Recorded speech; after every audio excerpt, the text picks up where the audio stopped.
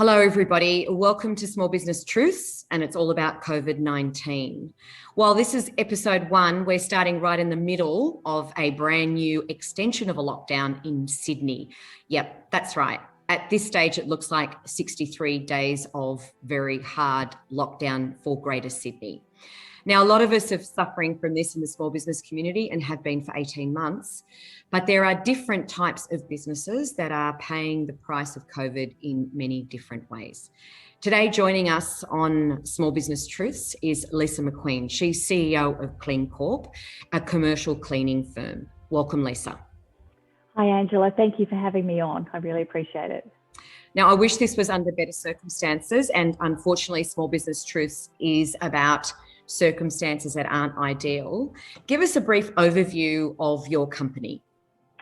So Cleancorp is a company that my husband started 26 years ago and grew it just like, any family business, grew it from that one tiny contract up to where we are today, which is a national cleaning business that cleans for companies all across Australia and New Zealand. We have a staff of in excess of 300, and right now things are tight and things are tough. So, the irony of this is, Lisa, that you are an essential service, right? Yeah. Okay.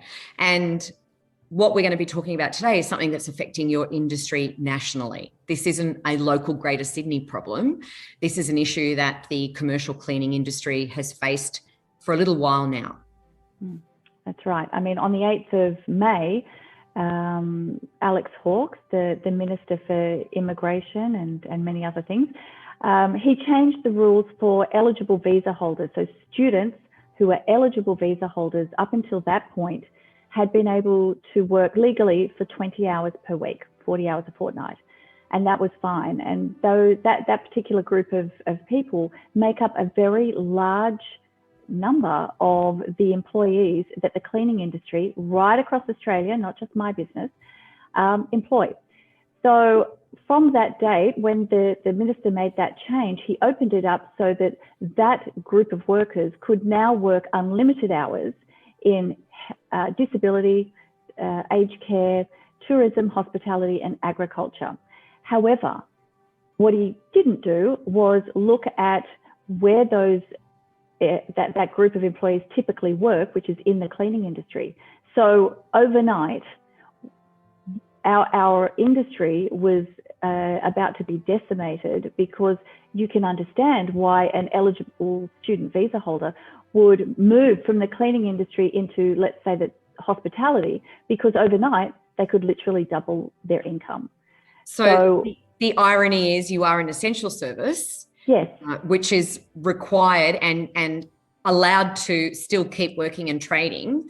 You're not asking for a handout. You're saying, why were you discriminated against?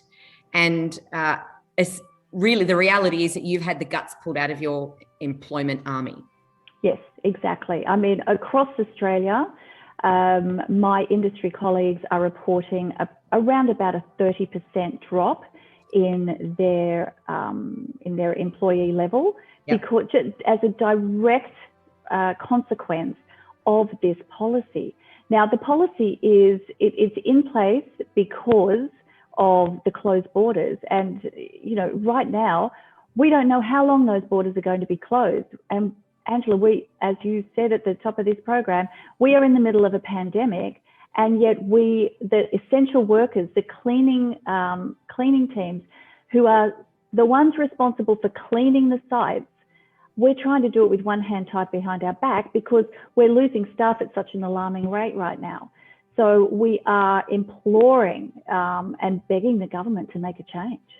So we're talking, the truth here is that this is an industry that is an essential service, yet someone else, e.g. Alex Hawke and the federal government, have made a decision on where staff can work and the additional hours that they can get. So they have changed the rules without consultation, without a plan B, without saying to you, look, this is for a short time, or saying, look, we're going to share the pain, or sitting down and consulting with all of those interested parties. So clearly, Lisa, what you're saying is that your industry doesn't have a strong enough lobby group or the right people on speed dial to ring and say, hey, because that's what happens, right? Even when federal government or state government or local government make dumb decisions and don't talk to the community, usually somebody is on speed dial that is a lobbyist or has big influential power, and they can ring up and say, dude,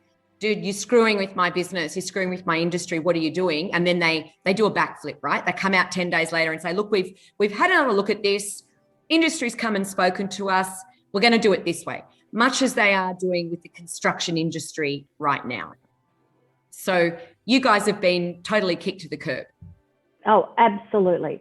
Completely so, Lisa, and utterly forgotten and kicked to the curb.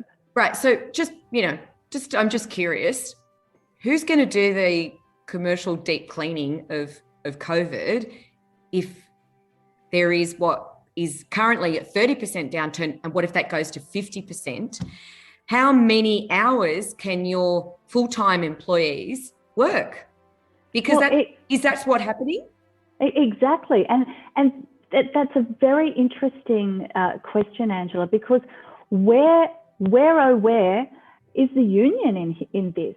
Are they not concerned with the fact that at some point their members are going to be called upon to perhaps work more hours simply because of, our industry being put into this situation? It is just diabolical. Right now, I'm saying 30%. But as soon as New South Wales, Sydney opens back up again, that number will start to take off again. And the reason for that is because hospitality will be open, tourism will be happening again. So we're desperate for help, and we just need some. This is common sense. This is common sense. You're saying it's not even reached its peak of bad? I don't believe so. No, right. Not for 1 second. There's still more in the desperate tank to make it even worse. Yes, there is. Right. So the truth here is that an entire essential service industry has been completely disregarded, manipulated for who knows which agenda, without consultation. And the people that are staying in that industry, I mean, you've been around for 26 years. This isn't a business that turned up overnight. No. You can't pivot. What are you supposed to do, right?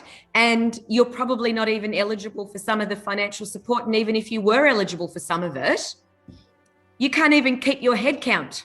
No, that's right. That's right. And the irony here, if I can point it out, is right now, while Sydney is in this hard and harsh lockdown, that 30% of staff who left, and look, no hard feelings there, business is business. They left to go and work in other industries that would allow them to work unlimited hours. Well, what are they doing now? They're sitting on their hands because they've got no work. And they can't earn any, and they won't be eligible for the financial assistance either. Correct. Yeah, that's correct. So they've been, without realizing it, this has completely mucked up their own family and their own financial stability.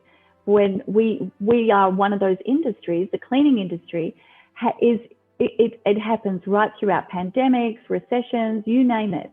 So they would have been much safer in this industry. Thanks for joining us today, Lisa. Thank you, Angela.